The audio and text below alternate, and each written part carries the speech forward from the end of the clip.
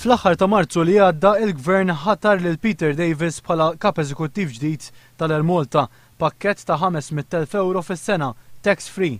Fit-19 ta' Mejju mbagħad Davis għażel lil Ray Hart biex jieħu ħsieb il-bidliet fil-management tal-Air Malta waqt li 11 jum biss wara ħabbar li għażel lil Nael Anderson biex jieħu ħsieb is-settur tar-riżorsi umani.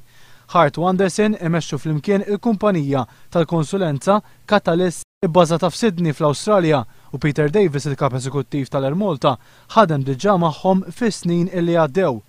Fost l-oħrajn Hart u Anderson f'isem Catalyst u Davis ħadmu flimkien meta fl-2006 fit-Trinidad and Tobago ingħalqet il-Kumpanija Nazzjonali tal-Ajru biex minfloka twaqfet kumpanija ġdida.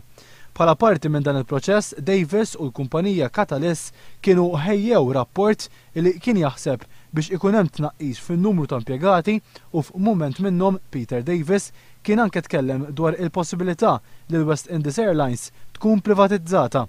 Ir-riżulta fil-fatt li kien hemm tnaqqis fl-ammont ta' impjegati waqt li kienu offruti pakketti biex l-impjegati jitilqu mill-kumpanija.